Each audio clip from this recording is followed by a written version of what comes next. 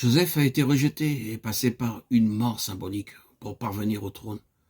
C'est lorsqu'il a été élevé qu'il a reçu sa femme Osnath.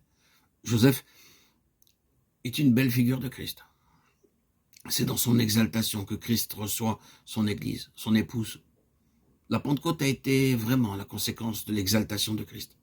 C'est alors que l'Église a été spirituellement introduite dans une relation vivante avec lui-même. Le Christ exalté. Nous avons ce principe dans la touchante histoire de Joseph. De même pour Isaac, il ne fut pas permis à Isaac de quitter le pays et de partir ailleurs pour chercher son épouse. Il devait y demeurer et le serviteur devait être envoyé pour conduire l'épouse là où il était. Nous avons ici une loi. Christ est dans le ciel, l'Esprit est envoyé pour introduire l'Église là où il est. Premièrement, de manière spirituelle, et ensuite plus tard, effectivement. Mais le principe demeure.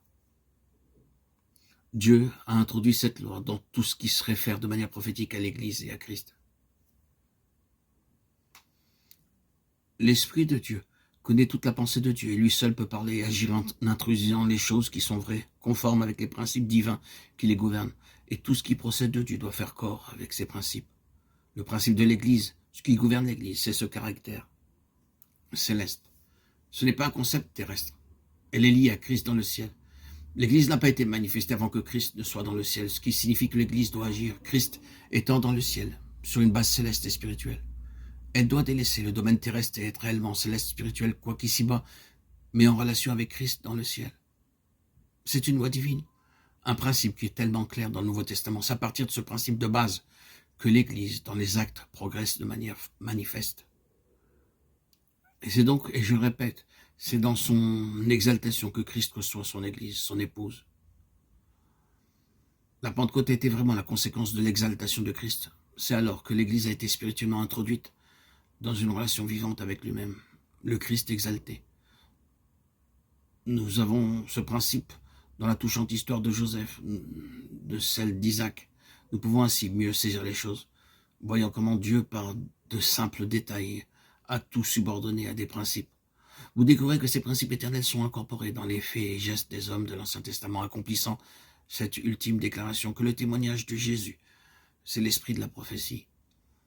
Apocalypse 19, 10. Il y a dans cette déclaration l'indication de quelque chose qui est une grande vérité céleste. C'est que l'esprit de la prophétie a pour finalité Christ. Je me demande si vous avez réellement été impressionné par l'extrême importance des principes divins. Il y a tout d'abord un principe, et lorsque nous le voyons et que nous l'observons, ce principe déterminera le succès de l'ensemble.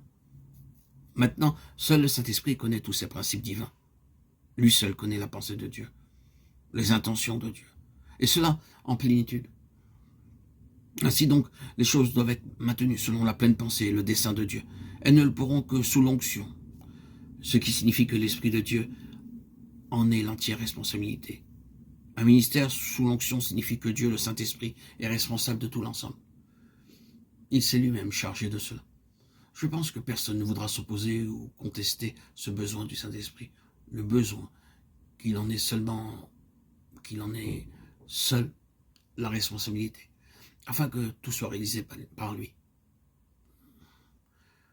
Mais cela demande un grand travail en nous, beaucoup plus que l'acceptation d'une grande vérité, mais qu'une vague prise de position.